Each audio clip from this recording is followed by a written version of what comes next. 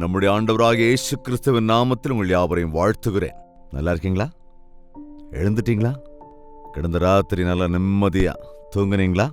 வாங்களே, இன்று தேவனுடைய கிருபைக்காக அவருடைய வார்த்தைகளை பரிசீலித்து அவர் அருளுகிற பலனையும் அவர் அருளுகிற ஆறுதலையும் பெற்றுக்கொள்ளும்படியாக ஒரு சிறிய ஜெபத்தோடு கூட ஆரம்பிக்கலாம்.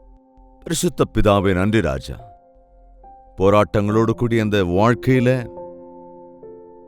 அனுதினமும் உடைய சகாயத்தை தேடுகிறவர்களாக உடைய பலனை பெற்றுக்கொண்டவர்களாய் வாழ்க எங்களுக்கு சகாயம் அருள வேண்டும் என்று கிறிஸ்துவின் நாமத்தில் வேண்டிக் கொள்கிறோம் பிதாவே, ஆமென்.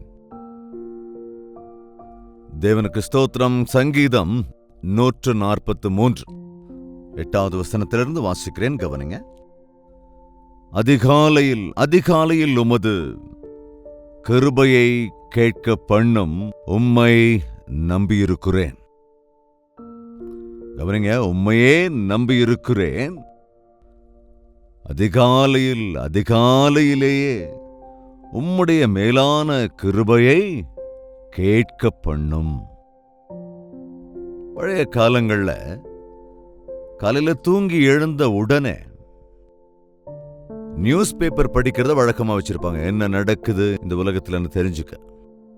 அதுக்கப்புறம் ஆல் இண்டியா ரேடியோல செய்தியை கேட்கறதுக்கு எல்லாரும் விரும்புவாங்க. அதுக்கப்புறம் டிவியில வர செய்திகளுக்காக எல்லாரும் எதிர்பார்ப்பாங்க.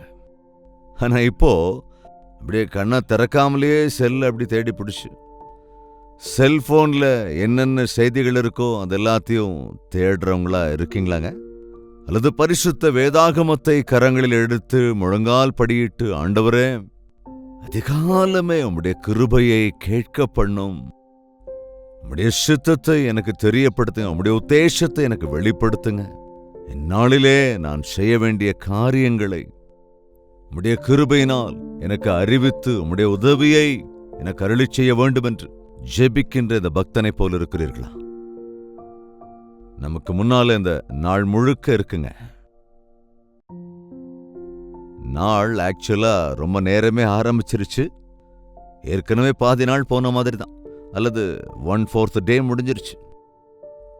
நமக்கு முன்னால் இருக்கின்ற காலை 7 மணிலிருந்து நைட்டு 7 மணி வரைக்கும் 12 மணி நேரம் அல்லது ஒரு 15 மணி நேரம் நம்ம இனி தூங்க போற வரைக்கும் செய்ய வேண்டிய பணிகள் என்ன, எதிர்கொள்ள வேண்டிய பிரச்சனைகள் என்னென்ன, தேவைகள் என்னென்ன, இதெல்லாத்துக்கும் காலமே நாம ஆயத்தமாகணுங்க. அதிகாலமே நாம் தேவனுடைய வார்த்தைகளால பலப்படணும், தேவனிடத்துல கேட்கணும். அதிகாலையில் உம்முடைய கிருபையின் வார்த்தைகளை கேட்க பண்ணும். உம்மிடத்தில் என் ஆத்துமாவை உயர்த்துகிறேன். ஆத்துமாவை, மனசை உயர்த்துறதுன்னா எப்படி? நம்ம யாரையாவது பார்க்கணும்னா கண்களால் ஏறெடுத்து பார்க்கணும்னு சொல்றோம் இல்லையா? கண்களை உயர்த்தி உரித்து பார்க்கணும்ல. குனிஞ்சிருந்தா அப்படியே தலையை நிமிர்த்தி பார்ப்போம். அதே போல நம்முடைய ஆண்டவருடைய சித்தத்தை அறிந்து கொள்வதற்காக நாம நம்ம ஆத்துமாவை உயர்த்தணும், நம்முடைய ஆத்துமாவை ஒருமுகப்படுத்தணும். நம்முடைய ஆத்துமா தேவனுடைய ஆத்துமாவோடு கலக்க வேண்டும், அவரை நோக்கி பார்க்க வேண்டும். அது ஜெபத்துல தாங்க சாத்தியம். நாம் முழங்கால் படியிட்டு ஜெபிக்கிற போது நாம் நம்முடைய ஆத்துமாவை ஒருமுகப்படுத்த முடியும். ஒருவேளை நாம் நம் தலையை உயர்த்தாது போனாலும் நம்முடைய ஆத்துமா, நம் கண்கள் மூடியிருந்தாலும் நமது உள்ளம் தேவனோடு கூட பேசிக்கொண்டே இருக்கணும். தேவனிடத்தில் நாம் நம்மை சமர்ப்பிக்கிறோம். தேவன் தம்முடைய பதிலை நமக்கு அருளுவார் என்று அதிகாலையிலேயே உமது கிருபையை கேட்க பண்ணும். என்னுடைய ஆத்துமா, என் ஆத்துமாவை உயர்த்துகிறேன். நான் நடக்க வேண்டிய வழியை எனக்கு காண்பியும். நேற்று நடந்த வழி இன்று ஏற்றாற்போல் இல்லாம இருக்கலாம். நாம் ஒவ்வொரு நாளும் தேவனுடைய சித்தத்தை, தேவனுடைய வழி நடத்துதலை பெற வேண்டும். எனக்கு தான் அனுபவம் இருக்கே. கடந்த காலத்துல என்னவெல்லாம் செஞ்சனோ அதைத்தான் இன்னைக்கும் செய்யறேன் அப்படின்னா அநேக நேரங்கள் அது சரி வராது, அது நடக்காது. ஒவ்வொரு நாளும் நாம் தேவனுடைய மார்க்கத்தை அறிந்து கொள்ள வேண்டும், தேவனுடைய திட்டத்தை அறிந்து கொள்ள வேண்டும்.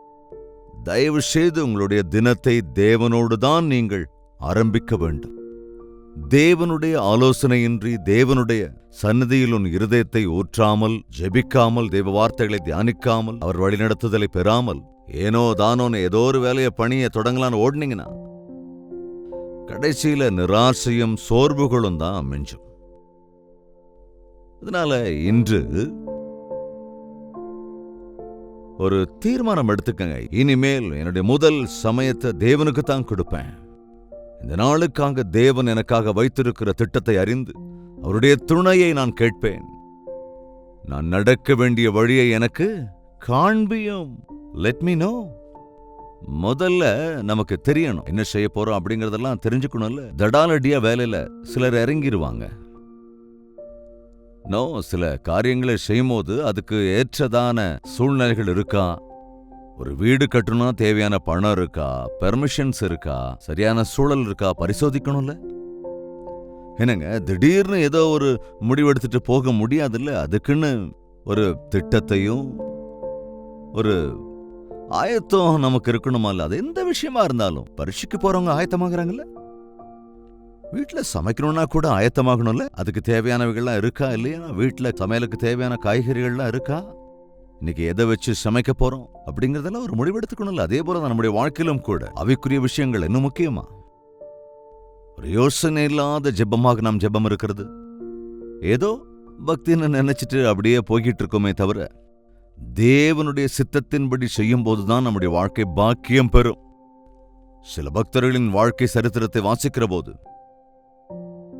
அவர்கள் வாழ்நாட்களிலே அவர்கள் சாதித்த காரியங்களை கவனிக்கிற போது, டேவிட் பிரெய்னியார்ட் என்கிற ஒரு மிஷனரி மிக மிக குறைவான நாட்கள், ஒரு 4 to 5 years தான் மினிஸ்ட்ரி செய்தாரே தவிர 60-70 ஆண்டுகள் ஊழியம் செய்தவர்கள் கூட செய்யாத அளவுக்கு அந்த வேலையை ஜஸ்ட் 4 to 5 yearsல அவர் முடிச்சார்னா எந்த அளவுக்கு அவர் தன்னுடைய பணிகளை திட்டமிட்டிருப்பாரு. தேவனுடைய சித்தத்தை அறிந்து இன்னும் எத்தனையோ போராட்டங்கள் ரெட் இண்டியன்ஸ் மத்தியில பயங்கரமான காடுகளுக்குள்ளெல்லாம் போய் ஜெபத்தோடு தாங்க அதெல்லாம் சாத்தியம். ஜெபத்துல தேவன் தம்முடைய மேலான திட்டங்களை வெளிப்படுத்துவார். அந்தந்த நாளுக்கு அந்தந்த நாளிலே நமக்கு தம்முடைய சித்தத்தை வெளிப்படுத்துவார். கவனிங்க, எல்லாத்தையும் அவர் முன்னாலேயே சொல்ல மாட்டார். அபிரகாமினிடத்திலே கீழ்ப்படிய சொன்னார், வா என்றார். ஆனால் அவன் எங்க போகணும்னு சொல்லல. ஒரு இடத்துக்கு சென்று நின்று தேவனுடைய சித்தத்தை கேட்டு அறிந்து கொண்டு அதுக்கப்புறம் அவன் தொடர்ந்தான். அதே போல நம்முடைய வாழ்க்கையிலும் கூட நமக்கு ஆலோசனை சொல்லுகிற, வழிநடத்துகிற தேவன் இருக்கிறார். நாம் ஆயத்தமாய் இருப்போம் என்றால், தேவனோடு கனெக்ட் ஆவோம் என்றால், நாம் அதை பெரிய இஷ்யூ ஆக்காம ஆண்டவருடைய சித்தத்தை அறிந்து கொள்வதற்கு தாழ்மைப்பட்டால் அவர் நம்மை வழிநடத்தி நம்முடைய வழிகளை எல்லாம் அவர் செவ்வைப்படுத்துவார். கர்த்தாவே, என் சத்துருக்களுக்கு என்னை தப்புவியும், உம்மை புகலிடமாய் கொள்ளுகிறேன். நம்ம மறைஞ்சுக்கணும். நம்ம லைஃப்ல கூட சிலர் பார்த்தா அப்படியே ஓடி ஒளிஞ்சுக்குவோம். ஐயோ, இவரோட தகராறு பண்ண முடியாதுப்பா, அங்க போனா அவங்களெல்லாம் தாங்க முடியாது, இங்க போனா இவங்கள ஃபேஸ் பண்ண முடியாது, சில சிச்சுவேஷனை எதிர்கொள்ள முடியாதுன்னு இருக்கும். ஒவ்வொருத்தர் வாழ்க்கையில இருக்கும் இல்லையா? எப்படி இந்த நாளை எதிர்கொள்வது? இங்க பணம் கட்டணும், இந்த பில்லை கிளியர் பண்ணணும், இந்த முன்கோபியோடு கூட நான் இன்ட்ராக்ட் பண்ணணுமே, என்ன நடக்கும் இல்லைங்க? அப்போ ஆண்டவர் எனக்கு நீங்க உதவி செய்யுங்க. என் சத்துருக்களின் கைகளுக்கு என்னை தப்புவியும், எனக்கு ஞானத்தை அருளி செய்யுங்க. அனாவசியமாக என்னுடைய வார்த்தைகளா நான் எந்த தப்பும் செய்து விடாதபடி, என் உள்ளத்துல பகைமைக்கு இடம் தராதபடி உம்முடைய வழியை எனக்கு காண்பியும் என்பது ரொம்ப ரொம்ப முக்கியமான விஷயம். 10வது வசனம் கூட, உமக்கு பிரியமானதை செய்ய எனக்கு போதித்தருளும், நீரே என் தேவன். எனக்கு போதிங்க ஆண்டவரே, கற்றுக் கொடுங்க ஆண்டவரே. பக்திங்கிறது ஏதோ வானத்திலிருந்து திடுக்குன்னு நம்ம மேல இறங்கிவிட நினைக்கிறாங்க சில பேர். தேவன் உன்னை தம்முடைய அன்பினால் நிறைக்க வேண்டும் என்றால் வானத்திலிருந்து அன்பை ஊற்ற மாட்டாரு. அந்த அன்பை நீ வெளிப்படுத்துகிற விதத்திலே உன் சுற்றி இருக்கிற சூழ்நிலைகளை மாற்றுமாறு. உன் மீது பொறாமைப்படுகிறவர்கள், உன்னை பகைக்கிறவர்கள், உன்னை கோபப்படுத்துகிறவர்கள், உன்னை வேதனைப்படுத்துகிறவர்கள் இருக்கிற போது அவர்களை மன்னித்து நீ அன்பு காட்டுகிற போதுதான் அது உண்மையான உள்ளத்திலிருந்து வருகிற அன்பா இருக்கும். உனக்கு விசுவாசத்தை கற்றுத்தர வேண்டிய சூழ்நிலையிலே குறைவுகள், கஷ்டங்கள், போராட்டங்கள், ஒன்று புரியாத சூழல் ஏற்படும் போதுதானே நம்முடைய விசுவாசம் உறுதிப்படும். எல்லாம் இருக்கிறப்ப எப்படி விசுவாசம் வரும்? எல்லாரும் உன்னை நேசிச்சுக்கிட்டே இருந்தா உனக்குள்ள அன்பு எப்படி வளரும்? எனவேதான் அநேக வேளைகளில் வேதம் சொல்லுகிறது, தேவன் தம்முடைய குணநலன்களை நமக்கு கற்றுத்தருவதற்கு தம்முடைய வழிகளிலே நடத்துவார். தேவனே, எனக்கு கற்றுக் கொடுங்கப்பா. உம்முடைய அன்பை கொண்டு வாழ்வதற்கு கற்றுக் கொடுங்க. உம்முடைய வல்லமையை கொண்டு வாழ கற்றுக் கொடுங்க. உம்முடைய சித்தத்தின் அடிப்படையில் வாழ்வதற்கு எனக்கு கற்றுக் கொடுங்க. உம்முடைய நல்ல ஆவி என்னை செம்மையான வழியிலே நடத்துவாராக. உம்முடைய நல்ல ஆவி என்னை செம்மையான வழியிலே நடத்துவாராக. அதாவது நம்முடைய நடத்தையில சில போராட்டங்களை எதிர்கொள்ளுகிற போது ஏதோ முள்ளு மேல நடக்கிற மாதிரி இருக்கும். கற்கள் குவிந்து கிடக்கிற கல்கலா இருக்கிற பாதையில நடக்கிற சூழ்நிலை எப்படி இருக்கும்? கால் இடறுகிற சூழல நடக்கும் போது எப்படி இருக்கும்? சில சூழ்நிலைகளை நாம் எதிர்கொள்ளுகிறோம். அப்படிப்பட்ட சூழ்நிலைகளை, ஆபத்துக்கள், சாலை விபத்துக்கள் என்று எத்தனையோ விதமா நாம பார்க்கிறோம். இயற்கை பேரிடர்களை நாம கவனிக்கிறோம். தேவனே, என்னை பாதுகாப்பான இடத்திற்கு நீரே வழிநடத்தும். நல்ல இடங்களில் என்னை வழிநடத்துங்க. செம்மையான வழியிலே என்னை வழிநடத்துங்க ஆண்டவரே என்று. அதாவது எனக்கு எத்தனை போராட்டங்கள், எப்பேற்பட்ட இயற்கை பேரிடர்கள் என்று எத்தனையோ இடங்கள்ல எத்தனையோ விதமான இடர்பாடுகள், போராட்டங்கள் தினந்தோறும் நாம கேள்விப்படுகிறோம். ஆனால் இன்று நாம் பாதுகாப்பா இருக்கோம்னா அவருடைய செட்டைகளுக்கு கீழாக நாம் இருக்கிறோம் என்றால், நமக்கு தெரியுமோ தெரியாதோ நாம் கேட்கிற விண்ணப்பங்களுக்கு பதில் தருகிற தேவனாக இருக்கிறார் என்று நீ உணர்ந்து கொண்டால் பாக்கியவானாயிருப்பாய். நன்றி இருதயத்தோடு அவரை துதிப்பாய். உம்முடைய நல்ல ஆவி என்னை செம்மையான வழியிலே நடத்துவாராக. கர்த்தாவே, உம்முடைய நாமத்து நிமித்தம் என்னை உயிர்ப்பியும். உம்முடைய நீதியின்படி என் ஆத்துமாவை இடுக்கத்திற்கு நீங்களாக்கிவிடும். உம்முடைய கிருபையின்படி என் சத்துருக்களை அழித்து என் ஆத்துமாவை ஒடுக்குகிற யாவரையும் சங்காரம் பண்ணும் நான் உமது அடியேன். ஆத்துமாவை ஒடுக்குகிற யாவரையும் உயிர் எடுத்துருவேன்னு மிரட்டுறாங்க இல்லையாங்க. சிலர் என் உயிரை எடுக்காதடா அப்படிமாங்க தாய் தந்தைமார் பிள்ளைங்களை. என்னங்க, அப்படி தொந்தரவு செய்யறவங்க, துயரப்படுத்துறவங்க, பலவீனப்படுத்துறவங்க இந்த உலகத்துல எப்போதும் இருந்துகிட்டே இருப்பாங்க. எல்லா இடத்துலயும் இருப்பாங்க. அந்த மாதிரி சூழ்நிலைகளை எதிர்கொள்வதற்கு நமக்கு தேவனுடைய சகாயம் வேண்டும். அந்த பொறுமை, அந்த சாந்தம், அவருடைய தயவு, அவருடைய அன்பு, விசுவாசம், மன்னிக்கிற குணம், நற்குணம் என்ற இந்த விலையேற பெற்ற அந்த குண நலன்கள் எல்லாம் செடியிலிருந்து பறிக்க முடியாதுங்க, அல்லது ஆப்ல இருந்து டவுன்லோட் பண்ணிக்க முடியாது. இவைகளை ஆண்டவருடைய இருதயத்திலிருந்து தான் நாம டவுன்லோட் பண்ணிக்கணும். ஆண்டவருடைய சந்நிதியிலிருந்து அவைகளை எல்லாம் நாம் பெற்றுக்கொள்ளணும். ஆண்டவருடைய சந்நிதியிலே அவைகளை கற்றுக்கொள்ள வேண்டும். பொறுமையை கற்றுக் கொடுக்கிற, தாழ்மையை கற்றுக் கொடுக்கிற கிளாஸஸ் எங்கேயாவது நடக்குதாங்க? பிசிக்கல் ஃபிட்னஸ் சென்டர்ஸ் இருக்கும், ஆனா ஸ்பிரிச்சுவல் ஃபிட்னஸ் சென்டர்ஸ் எங்கேயாவது இருக்குமாங்க? இயேசுவின் பாதத்தின் அருகில நாம் ஃபிட்டாக, தேவனுக்கு பிரியமானவர்களாக, அனாவசியமான எக்ஸ்ட்ராஸ் எல்லாம் இல்லாம, பிசாசானவருக்கு இடம் கொடாமல் இடுக்கணான வழியிலே நடக்க வேண்டி வருகிற போதும், அல்லது முட்புதர்களிலே நடக்க வேண்டி வருகிற போதும், இடறுகிற இடங்களிலே இருக்க வேண்டி வருகிற போதும், பயங்கரமான புதர்கள் மத்தியில் இருக்க வேண்டி வருகிற போதும், இயேசுவை விசுவாசிக்கிறவர்கள் லில்லி புஷ்பத்தை போல தங்கள் பரிசுத்தத்தை காத்துக் கொள்வார்கள், இருதய சுத்தத்தை காப்பாற்றிக் கொள்வார்கள்.